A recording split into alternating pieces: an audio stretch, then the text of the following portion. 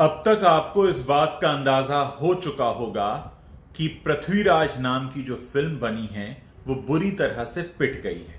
हिंदुस्तान में भी पिट गई है और देश के बाहर भी पिट गई है। अब ऑस्ट्रेलिया में कोशिश हो रही है। ऑस्ट्रेलिया में जो इस फिल्म के डिस्ट्रीब्यूटर हैं उन्होंने फेसबुक पर कुछ लिखा है। उसमें दो गलतियां हैं। पहली गलती तो यह है कि उसमें उर्दू लिखी गई है। अब 1190 की कहानी को आप प्रमोट करने के लिए उर्दू का इस्तेमाल करते हैं। उस वक्त उर्दू नहीं आई थी। इन्होंने एक प्रमोशनल पोस्ट में लिखा है, मेरे आपके हक बराबर, मेरे आपके फर्ज बराबर। अब ये हक और फर्ज या तो उन्हें पता नहीं है कि उर्दू के शब्द हैं इसलिए लिखे गए हैं, और दूसरी इसमें गलती यह है कि आप विमेन एम्पावरमेंट की बात कर रहे हैं कि चलो विमेन एम्पावरमेंट के नाम पर ही इस फिल्म को बेच लें। यानी 100 करोड़ लेने वाले अक्षय कुमार इस फिल्म को चलाने में असफल रहे तो चलो मानुषी छिल्लर के सहारे इस फिल्म को चलाया जाए, संयोगिता के सहारे। अब पहली बात तो यह है कि अगर आप विमेन एम्पावरमेंट की बात कर ही रहे हैं तो कुछ सवाल हैं। पहला सवाल यह है कि क्या इस फिल्म में जो मेहनताना दिया गया पुरुष कलाकार अक्षय कुमार को, क्या उतना ही मेहनताना महिला कलाकार मानुषी छिल्लर को दिया गया?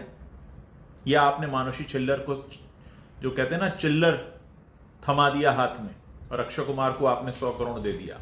दूसरी बात यह है कि पोस्टर पर और पब्लिसिटी में क्या उतनी ही अहमियत आपने दी मानुषी छिल्लर को? क्योंकि आप अब विमेन एम्पावरमेंट की बात कर रहे हैं तो ऐसे में ये सवाल आते हैं। तो पहली बात ये कि एक तो आप उर्दू शब्दों का इस्तेमाल कर रहे हैं, यानी या तो इस पोस्ट को लिखने वाले को ही नहीं पता है कि ये जो शब्द हैं वो उर्दू के हैं, या उन्हें यह नहीं पता है कि 1190 का जो भारत था वहां इस तरह की भाषा नहीं बोली जाती थी। दूसरी बात, अब अगर आप विमेन एम्पावरमेंट के कंधे इस फिल्म को, इसकी नैया पार लगाने चाहते हैं तो क्या इस फिल्म को बनाते वक्त विमेन एम्पावरमेंट का ध्यान रखा गया था, या क्योंकि अब फ्लॉप होने लगी है तो किसी तरह हिट हो जाए? और फिर यही जो फिल्म डिस्ट्रीब्यूटर हैं ऑस्ट्रेलिया में, यही इंडियन फिल्म फेस्टिवल मेलबर्न कराते हैं वहां पे।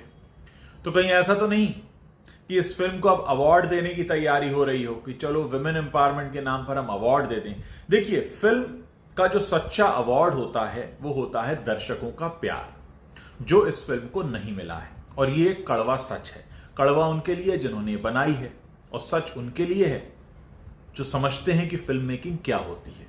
कहानी कहने का तरीका अगर आपको नहीं आता तो आप घर बैठिए।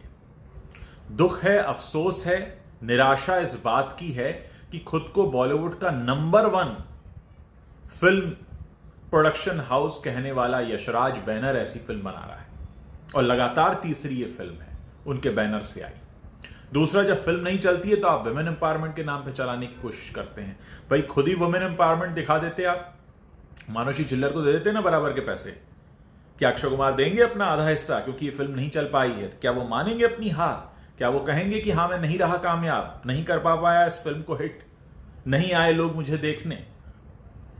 अगर इतना सब वुमेन एम्पावरमेंट का शौक है तो इसके लिए और भी बहुत सी चीजें की जा सकती हैं। फिल्म प्रमोशन के लिए बड़े बड़े डायलॉग्स बोल देना, डायलॉग भी गलत बोल रहे हैं, उर्दू में बोल रहे हैं डायलॉग। हक और फर्ज, ये दो शब्द 1190 के भारत में पृथ्वीराज की कहानी कहने के लिए उर्दू की जरूरत पड़ रही है। मुझे तो शक ये भी है, मैं भी उर्दू का इस्तेमाल कर रहा हूं, मुझे तो शक ये भी है कि जिन्होंने भी ये पोस्ट लिखी है उन्हें खुद ही नहीं पता होगा कि असल में दो शब्द जो हैं वो उर्दू के हैं। आप लोग इस बात से इत्तेफाक रखते हैं या नहीं? क्या आपको नहीं लगता कि वुमेन एम्पावरमेंट अगर करना ही था तो फिल्म के स्तर पर पहले शुरुआत करते? मैं आप लोगों से इस मुद्दे पर राय जानना चाहता हूं ताकि हम समझ सकें कि हमारे जो देश के लोग हैं और देश के बाहर रहने वाले भी जो भारतीय हैं वो इस मुद्दे पर अपनी क्या राय रखते हैं।